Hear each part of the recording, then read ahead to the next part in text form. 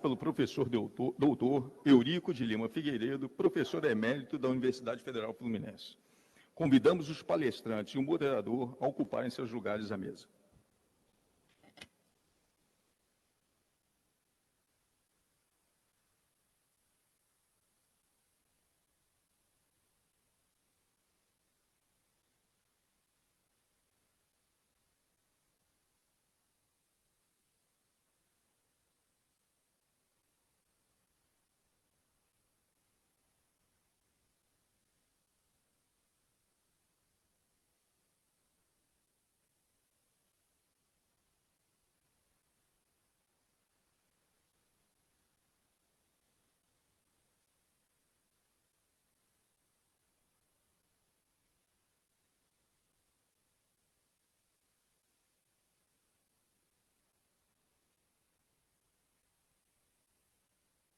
Alô, bom dia a todos.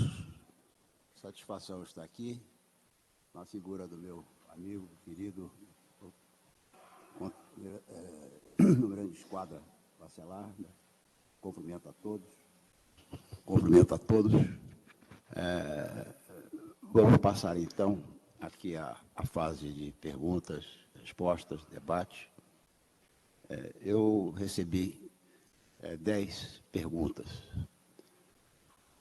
Creio que nós não teremos tempo para responder a todas as perguntas. Nosso tempo é limitado. Algumas perguntas foram dirigidas genericamente, ou seja, à mesa. Mas algumas perguntas foram dirigidas pessoalmente aos apresentadores das exposições. O meu critério, então, foi favorecer, principalmente, aquelas dirigidas pontualmente a cada expositor. Então, caso não tenhamos tempo, acredito que não teremos, depende também da complexidade da pergunta e a extensão da resposta, embora sempre seja necessário a síntese,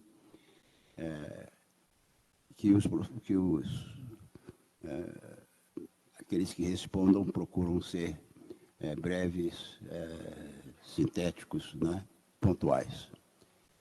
A primeira pergunta é para o professor Sergem, que, aliás, professor, o senhor foi agraciado com o maior número de perguntas, então, caso não haja a possibilidade de responder a todas, eu lhe encaminharei e as pessoas interessadas poderão lhe procurar pessoalmente.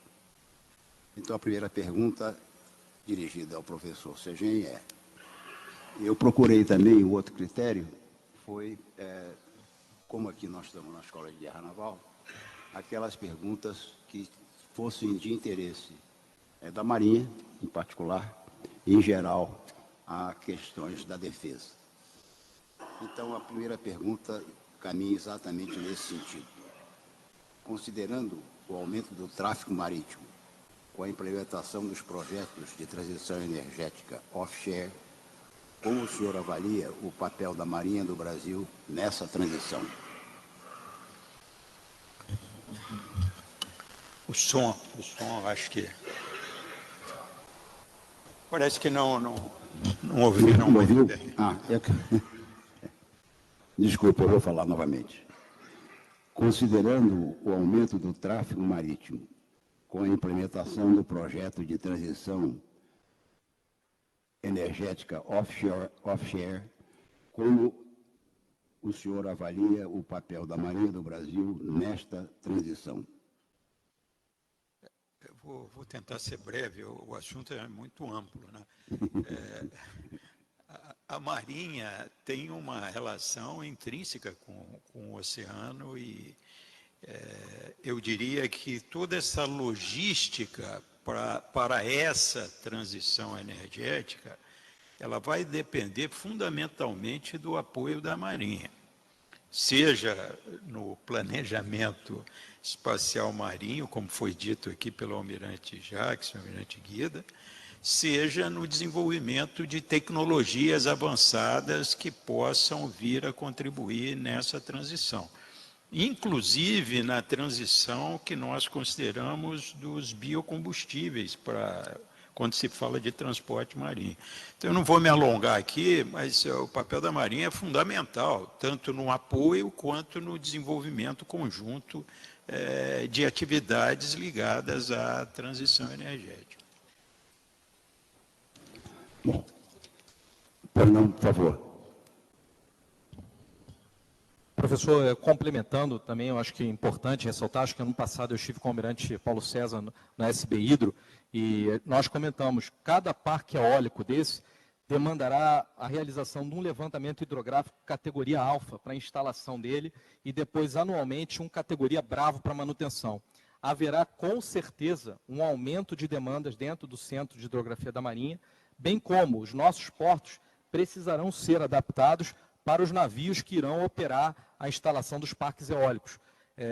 Haverá necessidade de obras de infraestrutura para o retroporto, né? Nós estamos comentando aqui em pás de 120 a 136 metros de comprimento, então haverá uma demanda muito grande para as capitanias e a DPC com relação à implementação dos parques eólicos, por exemplo. Bom, a próxima pergunta, eu quero fazer aqui um adendo, é que a primeira pergunta ao professor Sergem foi encaminhada pelo CMG Morata, aqui do CPEM. Tá? A segunda, que eu vou dirigir ao contra-almirante Jacques, eu não estou entendendo o nome dele aqui, mas é um capitão de corveta. Eu não estou entendendo. Mas ele vai se identificar pela própria pergunta.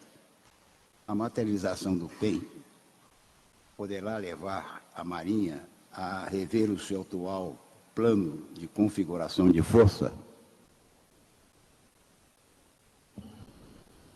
Como eu comentei, a importância do mapeamento das nossas essenciais, dos potenciais usos do mar, poderá levar, sim, professor, uma vez que nós, por exemplo, teremos um aumento das demandas, como o próprio almirante Guida colocou, para a patrulha dos parques eólicos, ou até mesmo para a proteção de áreas mais afastadas, como nós temos aí no caso da elevação de Rio Grande, com potencial de exploração, seja ele de mineral, biodiversidade ou óleo e gás.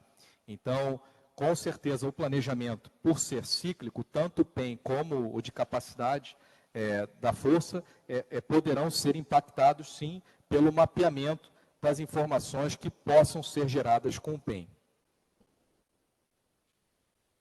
Eu vou encaminhar essa pergunta ao contra-almirante Guida. Foi feita pelo, mais uma vez, eu acho que é capitão de corveta, se eu não estou lendo mal, Gleison, que é da IGN aqui, oficial aluno do CGMOC. Almirante, o senhor mencionou que a ampliação e a intensificação de atividades para a exploração de energias renováveis implicariam a atualização de parte do arcabouço normativo da DPC, a fim de adequação às novas exigências. Nesse diapasão, existe algum estudo de reaparelhamento das estruturas que realizam a fiscalização do tráfego agroviário como meios, pessoal e recursos? Primeiro, obrigado pela pergunta. Sim, existe sim. Inclusive, parece que o que nós temos notícia, inclusive que o próprio CPEM ele vai estudar algo nesse sentido, principalmente voltado à parte de fiscalização de port state e flag state.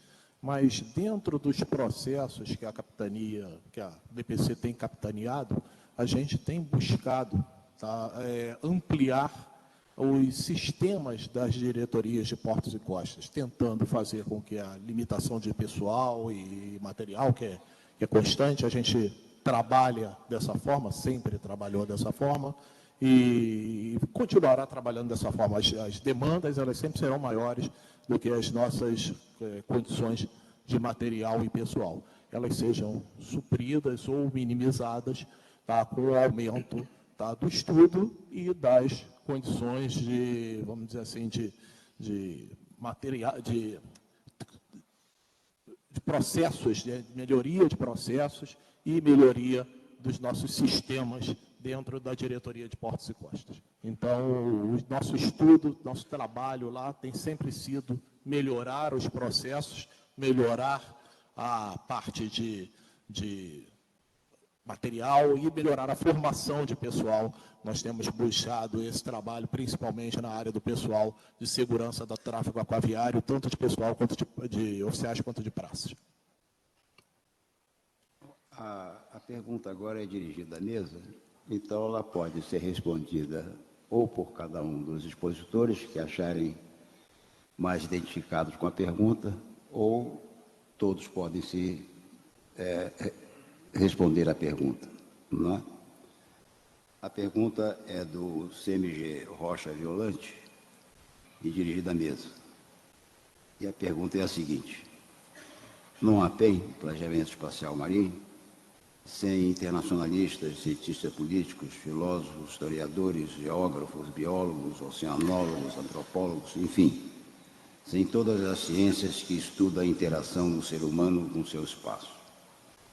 No entanto, percebeu-se uma presença até certo ponto passiva dos representantes da comunidade marítima nas regiões interministeriais na última década, o que contribui para a dificuldade percebida na obtenção de financiamento do BNDES para o PEN, que foi angariada principalmente pela CERCIM.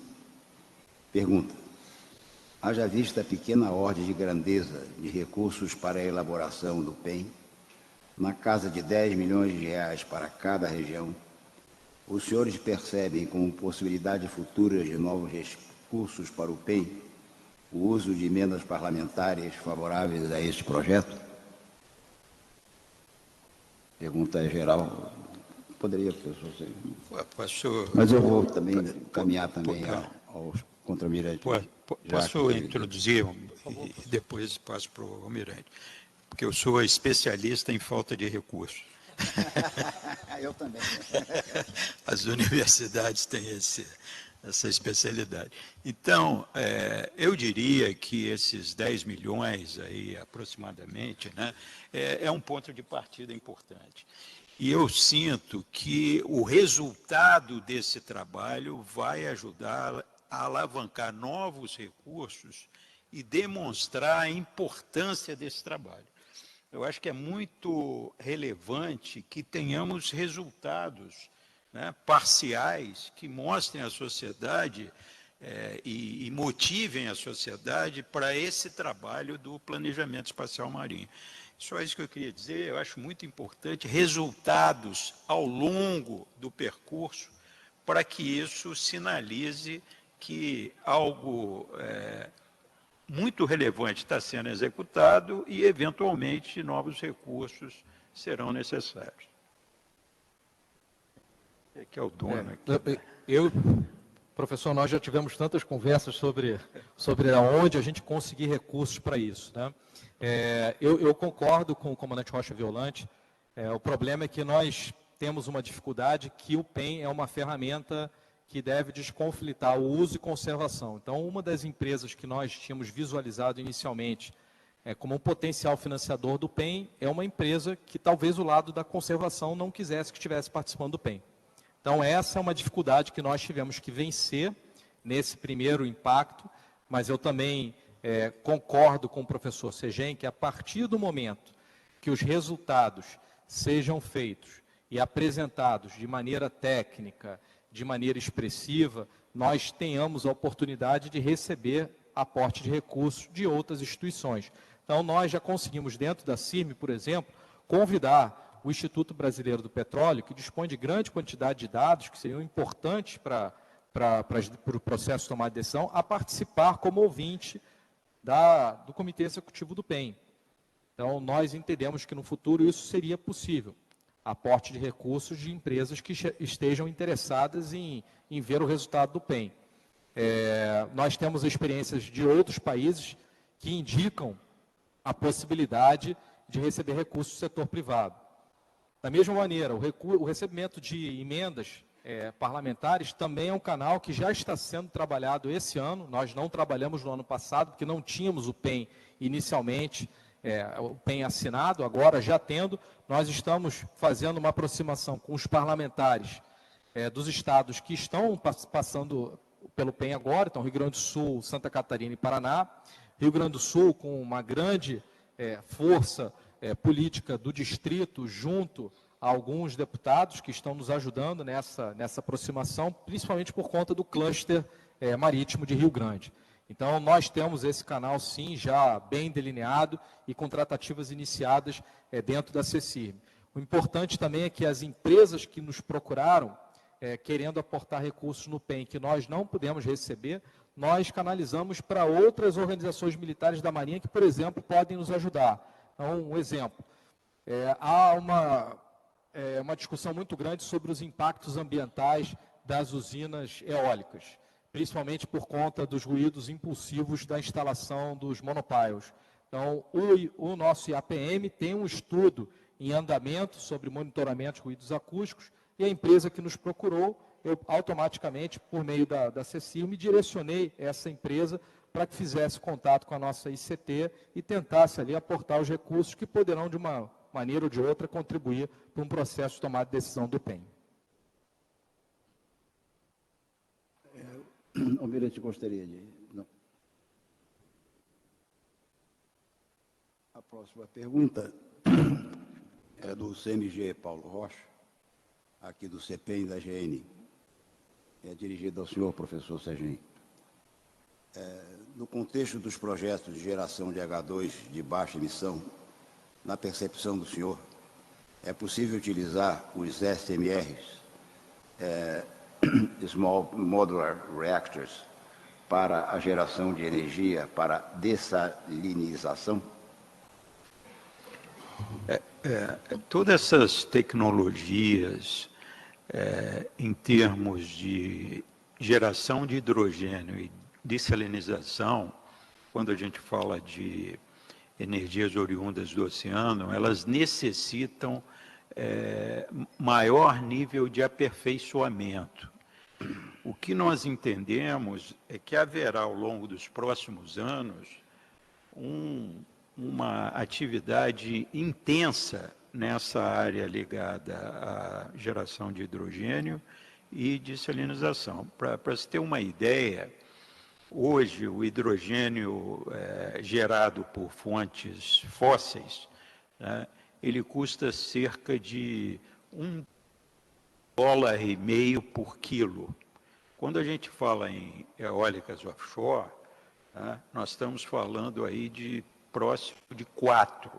É claro que de baixa emissão, vai ter benefícios em relação a isso para o seu custo final, mas a gente vê claramente que esse custo tem que ser reduzido em torno de 50%. Então, acho que todas essas soluções, né, que estão sendo vistas como promissoras, elas vão ter que ser provadas como tal, e mais do que isso, vai ter que se buscar competitividade econômica, né? Não basta a gente ter uma solução que seja tecnicamente viável, acho que existem várias, mas elas têm que ser economicamente viáveis para que possibilite essa substituição do hidrogênio de baixa emissão em substituição àqueles que são oriundos de fontes fósseis ou que tenham emissões.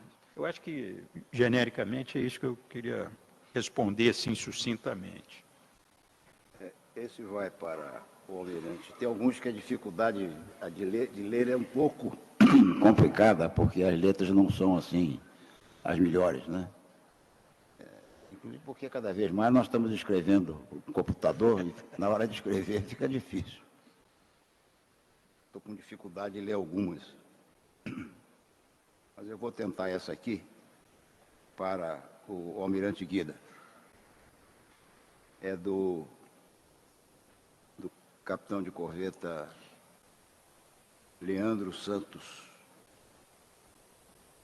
Eu acho que é Canoas, mas eu não tenho certeza. E também não tenho certeza sobre qual é a instituição. Eu não posso falar porque minha letra é horrível, né, Monteiro? Então ninguém entende mesmo, então às vezes nem eu entendo. Dentro da Comissão de Planejamento Espacial Marítimo e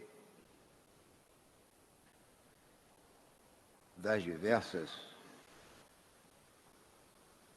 novidades,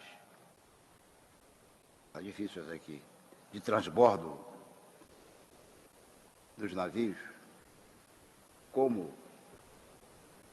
orientar atividades nas nossas áreas marítimas de interesse, como o demarcamento das áreas que afetam o nosso litoral de 2019. Bem, obrigado pela pergunta.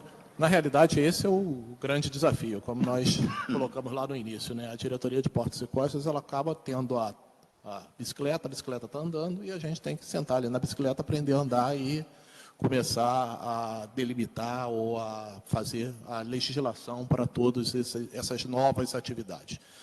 Realmente, nós temos sentido um grande, vamos dizer assim, um aumento muito grande da demanda, principalmente sobre áreas de ship-to-ship, áreas de transbordo, por causa de todas as nossas dificuldades portuárias.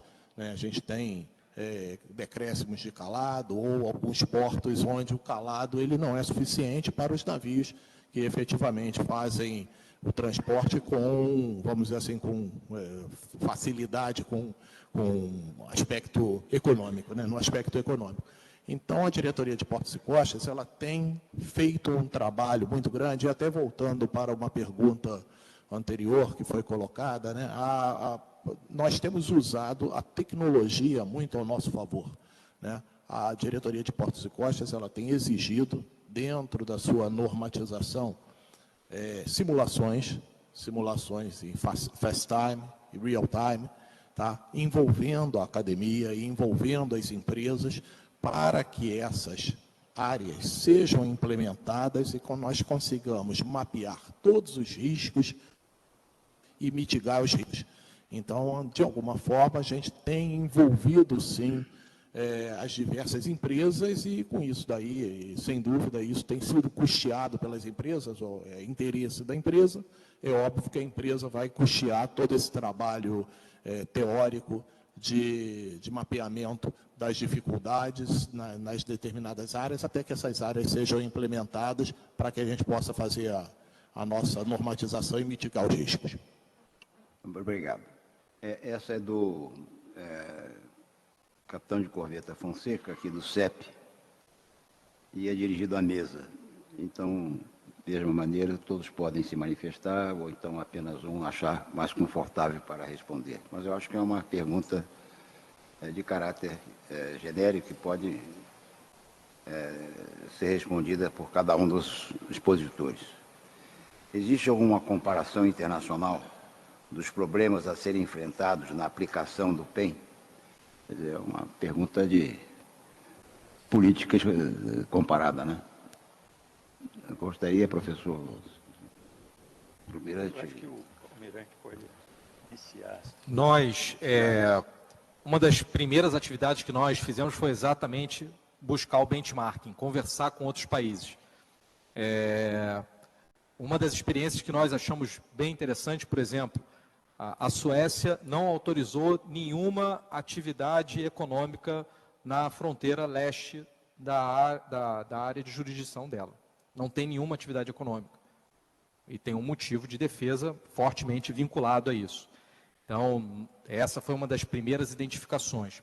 A outra questão foi que nós verificamos a mesma dificuldade de financiamento por diversos países.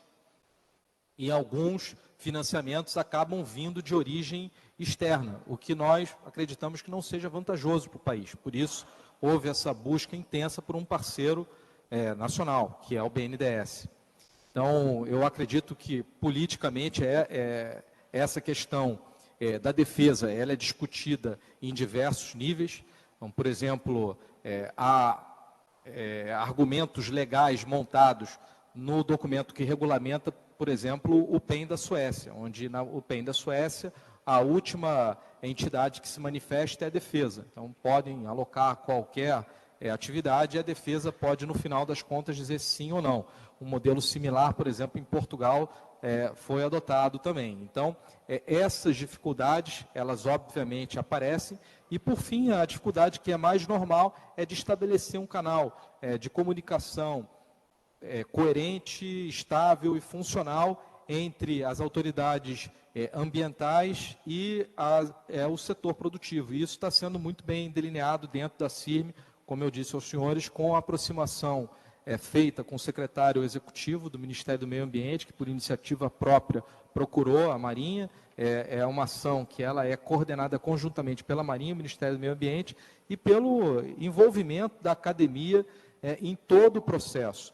Não só aqui, como eu disse, por meio desse acordo de cooperação técnica com o INPO, mas também, por exemplo, na empresa que já venceu a primeira chamada, que é uma empresa de geomática vinculada com a academia, com representantes de universidades do Rio Grande do Sul, de Santa Catarina, do Paraná. Então, a gente entende que esse modelo poderá nos ajudar a superar eventuais óbices que surgiram em outros países. Alguém quer falar? Bem, com relação ao relacionamento com as diversas outras autoridades marítimas, na verdade, o Brasil ele tem buscado isso daí, trabalhar em conjunto com as diversas autoridades marítimas. A gente chama atenção, inclusive, a presença de um oficial da Prefeitura Naval Argentina, lá na Diretoria de Portos e Costas. Há um intercâmbio implementado, inclusive ele até está aqui presente no auditório, acompanhando, e isso tem facilitado muito o nosso trabalho de aprendizado e de troca mútua.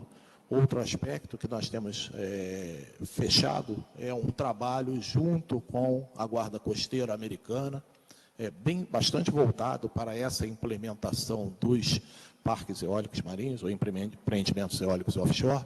Eles estão num patamar muito próximo da gente, então estão trabalhando de forma árdua nessa normatização, e nós temos esse canal aberto direto com a US Coast Guard para normatizarmos, aproveitarmos a experiência deles e trocarmos experiência com eles.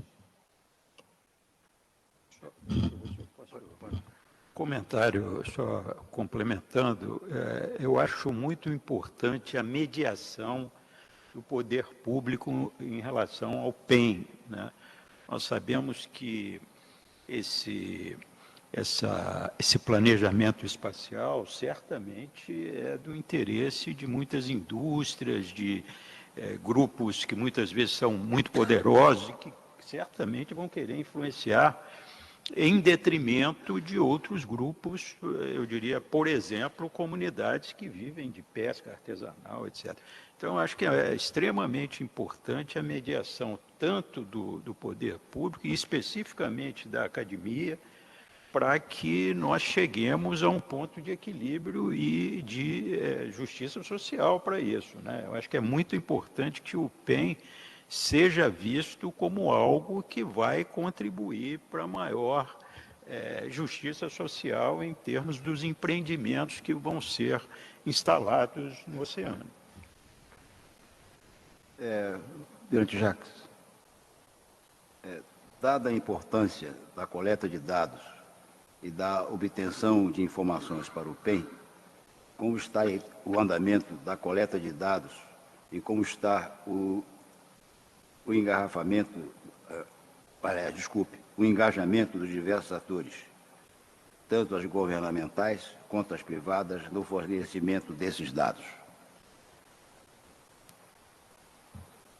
Como eu comentei na apresentação, o planejamento espacial marinho ele vai ser feito baseado em dados secundários. Então, durante o PEN não haverá levantamento de dados. O planejamento será feito a partir dos dados já existentes. O que nós temos feito é exatamente tentar seguir as boas práticas que, como eu citei também, foram estabelecidas aí pela Universidade Federal do Ceará e por outros estados também que já estão em contato com a UFC, de que, de acordo com o que está previsto no decreto que regulamenta o lançamento de dados na Indy, outros atores possam fazer esses lançamentos que não sejam os representantes da União. Então, é facultado aos estados e municípios fazer esse lançamento. Então, desde que eles sejam devidamente credenciados e entendam como funciona a Indy. Então, esse trabalho tem sido feito pela CECIRM, no nível estadual e municipal, em conjunto com o BNDES e com a empresa atual contratada, que é a Codex para a região sul. E nós temos feito também, dentro das reuniões da CIRM, um pedido de engajamento de todos os ministérios participantes, tanto da CIRM como do Comitê Executivo do PEN, para que seja dada a devida importância ao evento, ao planejamento. Inclusive, já houve uma reunião também com a Casa Civil, onde foi solicitado o apoio da Casa Civil para que haja realmente uma posição de governo mais incisiva com relação à participação dos setores, dos diversos setores na CIRM, no PEN. Nós estamos indo também agora, juntos, BNDES, Marinha, Ministério do Meio Ambiente, para o lançamento oficial do PEN na região sul, onde nós realizaremos essa cerimônia a bordo do navio Patrulha Benevente, com a presença do governo do Estado, onde, então, reforçaremos essa solicitação de apoio para o envolvimento dos órgãos estaduais para o lançamento dessas informações. E, como já foi comentado também, pelo fato do PEN ser um projeto cíclico, nós pedimos de forma recorrente o investimento nas universidades para que a pesquisa não pare, porque nas próximas reavaliações do PEN nós precisaremos de dados mais atualizados. Então, isso é uma coisa que a CIRM tem se posicionado, seja dentro do PPGMAR, seja dentro de outras ações, para que haja efetivamente um investimento em pesquisa que gere dados cada vez mais atualizados.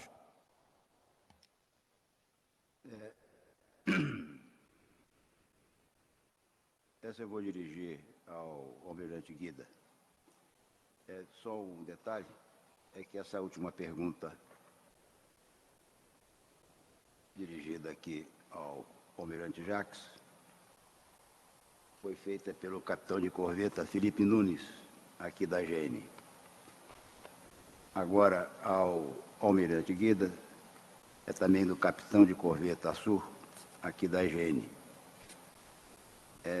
Em virtude do aumento da demanda do uso do espaço marinho brasileiro, existe algum estudo de planejamento de reestruturação? Isso é que... não, depois outra parecida, mas não é a mesma. Distribuição de pessoal e meios das organizações militares que possuem a segurança do tráfego necessário para o incremento de suas capacidades? Pela pergunta? Sim, existe. A Diretoria de Portos e Costas recentemente fez um estudo, encaminhou para a Diretoria-Geral de Navegação, um estudo que foi baseado não no aumento do número do pessoal, global do pessoal, nas diversas capitanias, delegacias e agências, mas baseado num índice que foi criado, estudado junto com o Estado-Maior da Armada, um índice que tenta mapear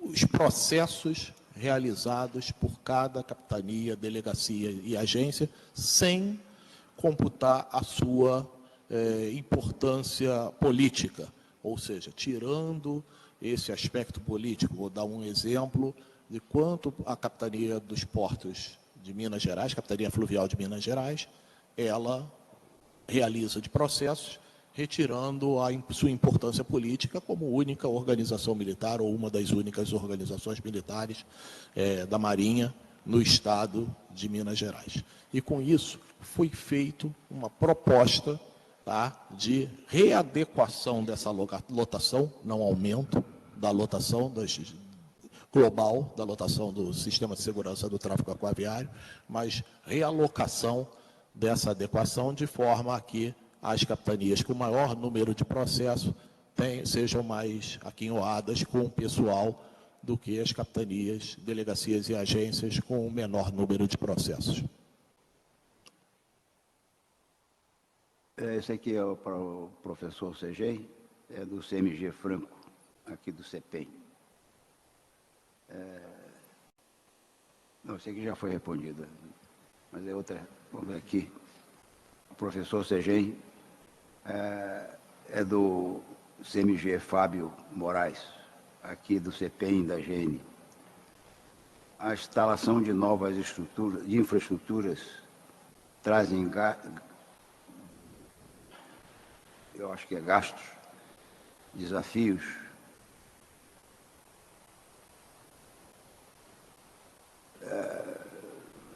Está difícil isso aqui.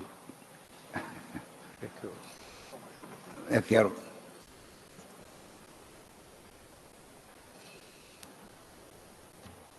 Pergunta do comandante Fábio Moraes, da GN do CEPEM. A instalação de novas infraestruturas trazem consigo desafios, dentro dos quais a de security. Portanto, quais impactos em termos de transmissão de energia o país sofreria em caso de um incidente de proteção marítima? Em outras palavras, qual percentual da nossa matriz energética seria comprometida e se a infraestrutura local supriria a atual demanda energética? Eu vou lhe convidar para a criptografia, viu? Ok. Vou tentar comentar algumas coisas. Em termos de matriz elétrica, né, até mostrei na minha apresentação, o Brasil hoje está chegando a 90% da sua geração através de renováveis e praticamente não tem nenhuma agregação das fontes oceânicas, por enquanto. Então, a gente vê que grande parte dessa geração é provida por instalações em terra. Não existe esse problema. Agora, por que a gente quer fazer a geração no oceano? Primeiro, para agregar, né, para diversificar. Segundo lugar, se o Brasil conseguir preservar as suas hidrelétricas em parte, como suas grandes baterias de energia, né, de armazenamento, isso é quase um sonho, mas isso é possível se nós agregarmos a contribuição do oceano, nós teríamos uma reserva estratégica, não só de água, quanto de energia em caso de uma disrupção. Agora, é claro que acidentes poderão acontecer, né? E isso a gente vai ter que tentar preservar. Eu acho que entra o papel da Marinha, entra o papel da ciência para preservar isso. Temos outros problemas também. Os nossos colegas da engenharia elétrica têm colocado cada vez mais evidente as dificuldades em tratar diferentes fontes energéticas. Quando a gente pega, por exemplo, quando a gente fala de oceano, a gente está falando eventualmente de ondas, de correntes, de marés, de gradientes térmicos, cada um tem uma lógica, um sinal que tem que ser tratado para que eles possam ser disponibilizados em conjunto. Existe também essa dificuldade, né? A gente sabe que, de vez em quando, a gente tem uns apagões aí no nosso setor, nossa rede nacional. Isso, claramente, no oceano também pode acontecer. Então, existem muitos desafios tecnológicos para tratar desses assuntos em diferentes frentes, né? Eu acho que chegaremos lá, mas tem muito trabalho a fazer. Bom, tem mais duas perguntas aqui à mesa. A primeira é do capitão de corveta Romero. Pois não, Desculpe. Só tinha uma complementação à pergunta do Fábio Moraes. Tá? Só como, vamos dizer assim, experiência que nós temos recebido as empresas lá. A maioria das empresas que têm nos procurado voltada para essa área de geração de energia eólica offshore ou energia offshore, elas têm falado na possibilidade de exportação. Tá? Então, não tem sido muito ventilada essa possibilidade de ligação dessa energia à matriz energética nacional e sim uso dela para geração de combustíveis renováveis, principalmente hidrogênio e amônia. Bom, a próxima é a mesa, é o capitão de corveta Romero, aqui da IGN, dada a crescente demanda por ocupação e exploração dos espaços marítimos e a correspondente necessidade de tecnologias para o monitoramento e controle de tais espaços, baseados em exemplos de sucesso internacionais, quais estratégias poderiam ser adaptadas ao nosso contexto para tornar possível, para superar possíveis cenários de restrições financeiras e garantir a eficácia do planejamento especial marinho brasileiro. É a mesa, portanto, os três podem responder. Mirante.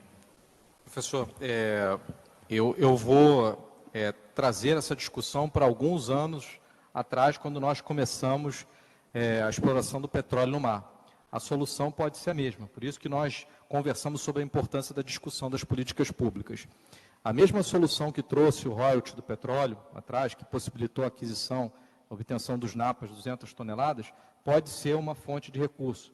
As indústrias, as empresas interessadas no setor energético com interesse na eólicas offshore, nós podemos colocar algum condicionamento, nós podemos trazer de volta os 2% de pesquisa de P&D que a ANP hoje vincula, que nos permite hoje ter o PROANTAR, o PSRM e o LEPLAC. Então, são providências que nós podemos adotar, discutindo o nível das políticas públicas, para que esses recursos venham e contribuam de alguma maneira, seja para o monitoramento, seja para o reaparelhamento da força. Então, eu vejo isso como uma solução, não só para o caso das eólicas offshore, mas também para outros eventuais empreendimentos. Professor? Eu também concordo que o Brasil tem uma experiência muito grande nos fundos setoriais, né? Os fundos setoriais que são geridos pela FINEP, os recursos são oriundos de diferentes setores econômicos, né? E esses setores econômicos, uma parcela do seu faturamento é colocado para o desenvolvimento científico, tecnológico, enfim, eventual aparelhamento, né, das forças tem que dar segurança às atividades. Eu acho que esse modelo ele deve ser seguido. Uma outra questão que eu acho importante, até comentando com o Almirante Jacques, é a formação de recursos humanos, né? Eu acho que isso é muito importante nesses novos setores. E a gente tem um exemplo, eu acho que muito bom a ser seguido, de quando começamos a exploração e produção offshore no Brasil. Eu lembro de parte disso, né? Haviam muitos estrangeiros que eram convidados, tanto pela universidade quanto pela própria Petrobras, para trabalharem aqui, e ao longo do tempo essa expertise foi sendo passada para o nosso contingente aqui nacional. Eu acho que esse exemplo, nesses novos setores, nós devemos seguir. Eu lembro que era 1977, eu ainda estava me preparando para fazer meu doutorado, e a Petrobras pediu a COP para dar um curso sobre exploração de petróleo offshore. Ninguém de nós entendia disso. Né? Como é que nós vamos dar um curso? Nós não entendemos. Mas tivemos que nos juntar, né? Ver a especialidade de cada um, ver o que se fazia lá fora, para poder iniciar um processo de formação de engenheiros, no caso, eram da Petrobras, para esse fim. Então, eu acho que nós já temos muita experiência aí desenvolvida, né, que poderemos utilizar para avançar nesses novos setores. Bom, temos aqui uma pergunta também à mesa, que é do CMG Rocha Violante, aqui da IGN. Na elaboração do PEN da Amazônia Azul, a área de defesa militar é a principal garantidora, mantenedora e integradora da execução de projetos das demais áreas do PEN. A defesa, inclusive, possui estreita ligação com o desenvolvimento de programas e projetos estratégicos que envolvem tecnologias sustentáveis e de uso dual. Pergunta: como os senhores esperam a participação da área da defesa na elaboração do PEI, talvez buscando integrar esse processo de cooperação e integração multissetorial do Estado brasileiro pelo mar?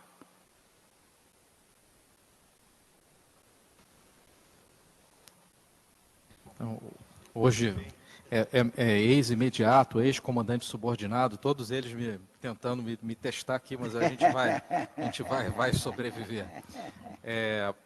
Essa realmente é um desafio que nós temos dentro da CIRM e, por isso, volto a trazer a importância de que esses assuntos do PEN sejam tratados dentro de uma comissão que já nasceu interministerial, intersetorial.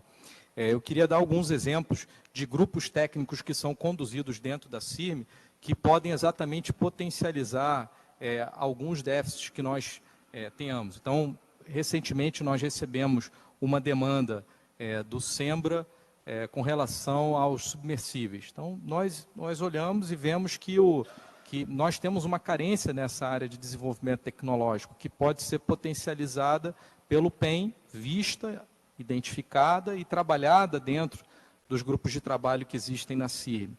Nós também já tivemos uma conversa recentemente com a FEMAR sobre a questão dos montes submarinos, seja por uma questão de exploração econômica, seja por uma questão de defesa propriamente dito. Então, hoje nós temos histórico de utilização desses montes submarinos com questões operacionais dentro da Marinha. Nós temos também a utilização dos montes submarinos economicamente, temos a questão da biodiversidade. Então, é um exemplo do que a gente pode fazer integrado, buscando soluções conjuntas. Outro exemplo, essa solução que a GEOEC, que é a Global Wind, que está buscando parceiros dentro do Brasil para a questão dos parques eólicos, nós estamos, de forma a facilitar essa questão da análise do impacto ambiental, utilizando uma tecnologia que seria nossa para monitoramento de guerra acústica ou de outras coisas que nós poderíamos querer monitorar com a tecnologia desenvolvida pelo IAPM, e estamos trazendo essa tecnologia junto, em desenvolvimento conjunto com a iniciativa privada, de forma a possibilitar uma análise melhor do setor ambiental. Então, eu acho que essas sinergias, elas existem, podem ser realmente lideradas pela defesa e, como o professor Sergem comentou, com grande possibilidade de captação dentro dos fundos setoriais, uma vez que, por exemplo, dentro da própria FINEP, está havendo um privilégio de indicação de recursos que tenham essa aplicação dual. Gostariam de adendar alguma coisa? Bem, nós já estamos nos aproximando da nossa hora limite, que é agora às 11h15, já são 11h10. Então, eu quero fazer os agradecimentos finais ao convite que me foi levado pelo almirante de esquadra Zúcaro, agradecer às autoridades militares aqui presentes, no nome do meu amigo almirante de esquadra Bacelar, que já nos conhecemos já há um bom tempo, registrar a presença de amigos, agradecer a presença de todos e principalmente dos expositores que nos presenciaram, que nos apresentaram, nos presentearam com belíssimas exposições. Tivemos, então, na primeira exposição, a apresentação, a energia renovável no oceano, a contribuição da economia para o planejamento espacial marinho do Brasil, pelo professor Sergem Farid Stefan, né? Diretor-geral do Instituto Nacional de Pesquisas Oceânicas, o INPO. Depois tivemos o planejamento espacial marinho e a segurança da navegação com o contraalmirante Sérgio Gago Guida, chefe da segurança de tráfego agroviário na diretoria de portos e costas, e, finalmente, a Marinha do Brasil e o planejamento espacial marinho, onde estamos, para onde vamos, no Contra-Almirante Ricardo Jacques Ferreira, secretário da CIRM. Agradeço a todos para minha grata surpresa, eu vejo que nós conseguimos cumprir, graças à capacidade de concisão, objetividade dos expositores, responder a todas as perguntas, o que na academia seria quase impossível, né? Porque, possivelmente, como são todos imperialistas, alguém roubaria o tempo de outro e não acabaria a sua exposição, né?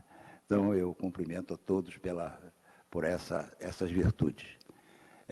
E terminando, levo meus agradecimentos pessoais pelo convite, mais uma vez, e desejo a todos uma boa tarde. Obrigado.